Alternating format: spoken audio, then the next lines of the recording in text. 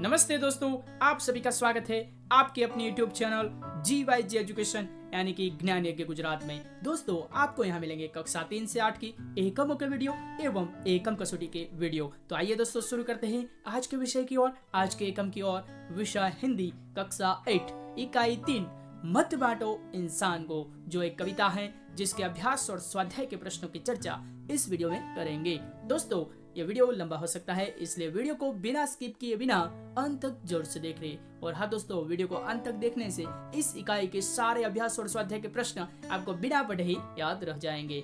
सबसे पहले देखते हैं दोस्तों विषय प्रवेश। इस कविता में विनय महाजन जी ने मनुष्य को मिलजुल कर रहने की प्रेरणा दी है। मनुष्य को किसी भी भेदभाव में नहीं पड़ना चाहिए। हमें सभी भेदभाव को भुलाकर एकता की दृष्टि से इस संसार को देखना चाहिए।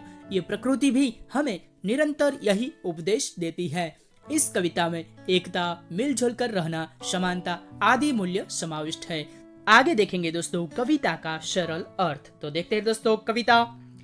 मंदिर मस्जिद गिरजाघर ने बांट लिया भगवान को, धरती बांटे सागर बांटा, मत बांटो इंसान को।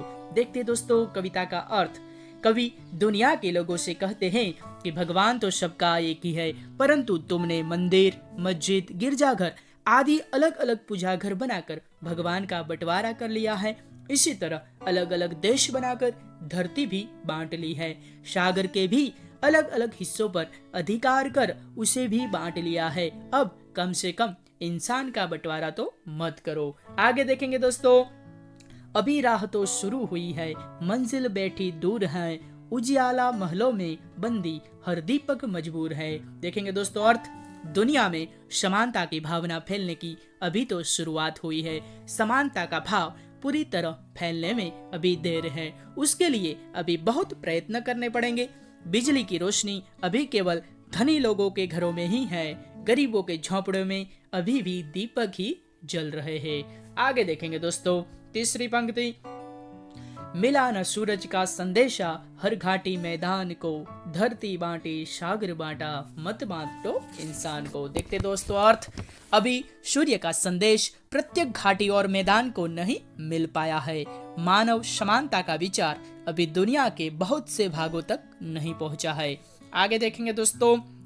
अब भी हरी भरी धरती है, ऊपर नील वितान है, पर न प्यार हो तो जग सुना, जलता रेगिस्तान है।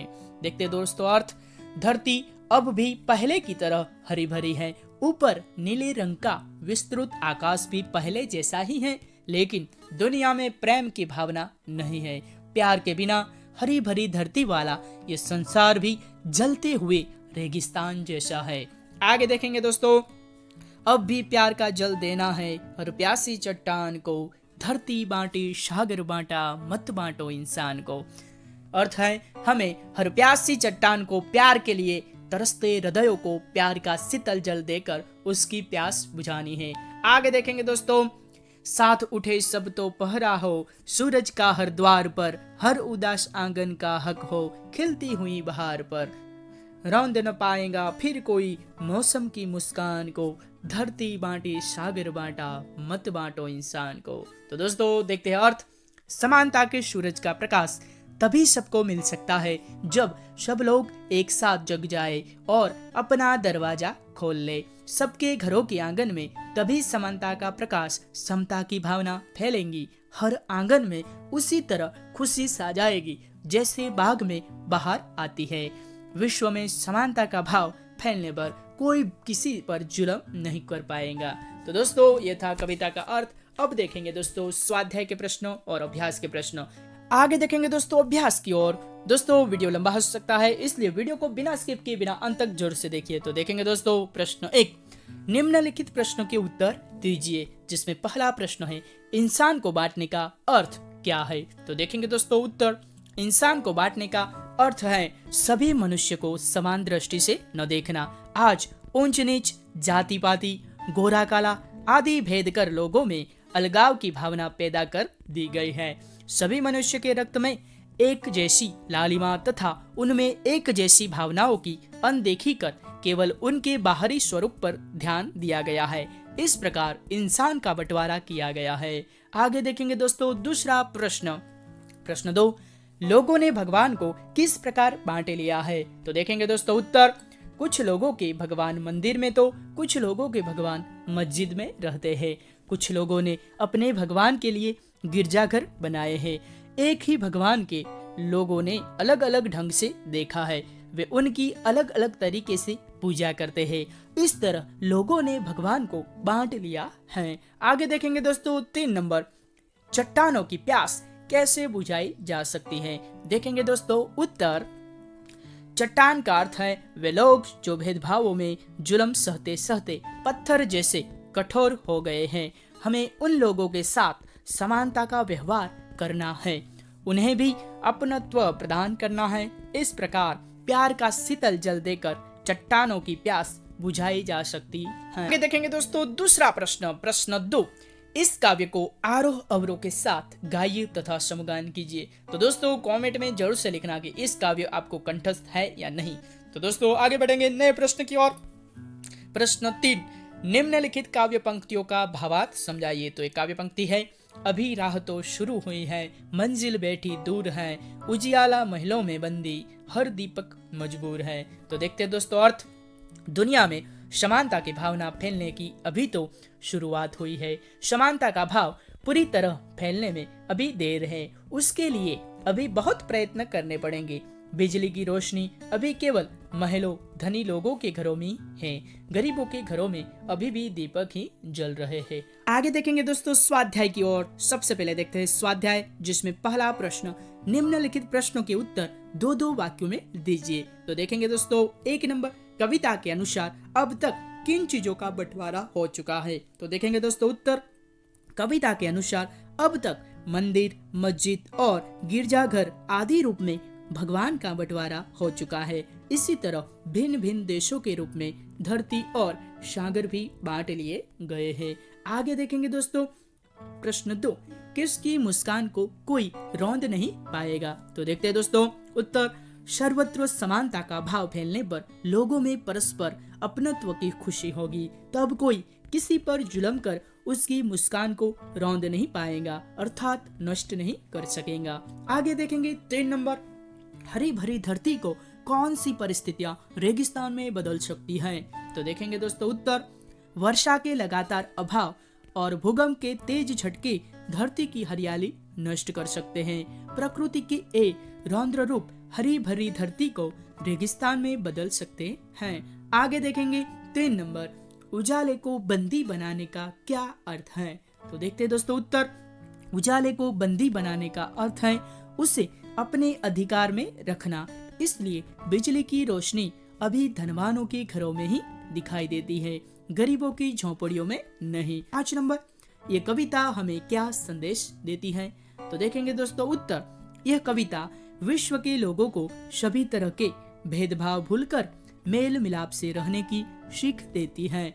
इस प्रकार यह हमें विश्व बंधुत्व का संदेश देती है।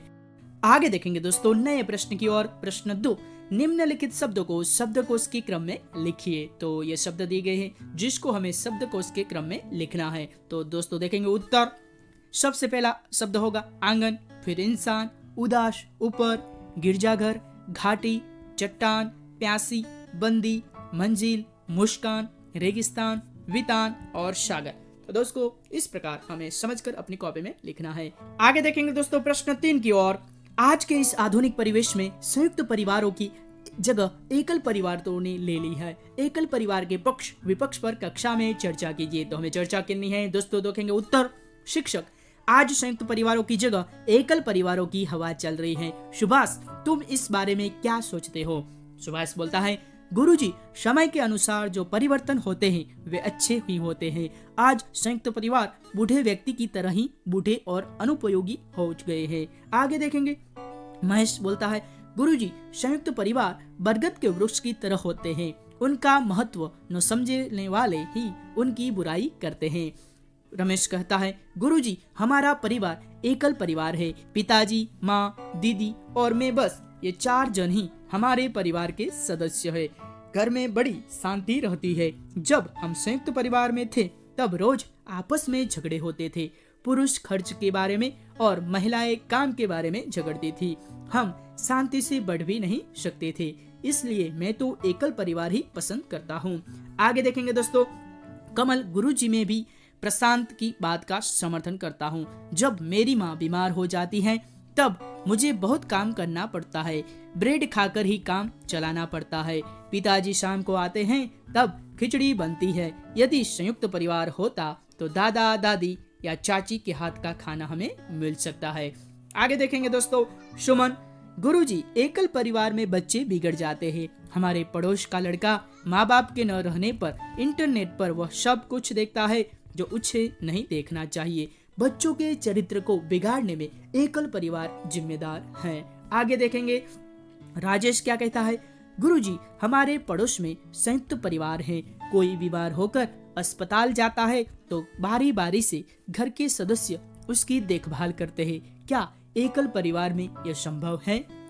शिक्षक कहते हैं, हाँ, तुम्हारी बात ठीक है। संयुक्त परिवार में सहयोग की जो सुविधा होती है वह एकल परिवार में संभव नहीं है, परंतु परिवार की शांति और आर्थिक दृष्टि से समय की मांग एकल परिवार है।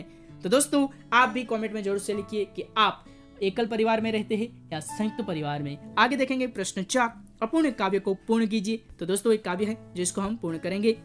उत्तर, रात होने पर मैं निकलता, सबको देता हूँ शीतलता, मुझे देख सबके दिल बहलते, बच्चे मुझे पाने को मचलते, सब कहते हैं मुझको मामा, हर बालक है मेरा भांजा, यो तो मैं तारों का राजा।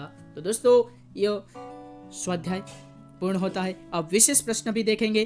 पहला प्रश्न, निम्नलिखित प्रश्नों के उत्तर एक एक वाक्य में दीजिए। 1 नंबर, इंसान को बांटने से क्या तात्पर्य है? देखेंगे दोस्तों उत्तर, इंसान को बांटने से यह तात्पर्य है कि उसे छोटे बड़े, ऊंच नीच, जाति पाति और गोरे काले आदि समूह में विभाजित करना है। आगे देखेंगे 2 नंबर, कवि के अनुसार कौन सी मंजिल बहुत दूर है? उत्तर देखेंगे दोस्तों, कवि के अनुसार पूर्ण मानव समानता की मंजिल बहुत दूर है। 3 नंबर दोस्तों, उजियाला कहाँ बंदी है? देखेंगे उत्तर, उजियाला धन संपन्न लोगों के घरों में बंदी है। 4 नंबर, सूरज का संदेशा किसको नहीं मिला? देखेंगे दोस्तों उत्तर, सूरज का संदेशा हर घाटी और मैदान को नहीं मिला। 5 नंबर, धरती के ऊपर किसका वितान है? देखेंगे दोस्तों उत्तर, धरती के ऊपर नीले गगन का वितान है। आगे देखेंगे दोस्तों 6 नंबर, प्यार के अभाव में जगत कैसा है? उत्तर देखेंगे दोस्तों, प्यार के अभाव में जगत जलते हुए रेगिस्तान जैसा है। 7 नंबर, सबके साथ उठने का क्या अर्थ है? उत्तर देखेंगे दोस्तों, सबके साथ उठने का अर्थ है सब में समानता की भावना होना। 8 नंबर, उदास आंगन का हक किस पर होना चाहिए? उत्तर, उदास आंगन का हक खिलती हुई बहार पर होना चाहिए। तो दोस्तों, आज का वीडियो यहाँ पूर्ण होता है और वीडियो देखने के लिए आप सबका बहुत बहुत आभारी हूँ। दोस्तों, ऐसे नए वीडियो देखने के लिए आपको GYG एजुकेशन चैनल को सब्सक्राइब करना है और बेल आइकन को भी जरूर से प्रेस करना है और बेल आइकन में ऑल सिलेक्ट करना है। और हाँ दोस्तों, एक लाइक और कमेंट भी बनता है। अस्तु।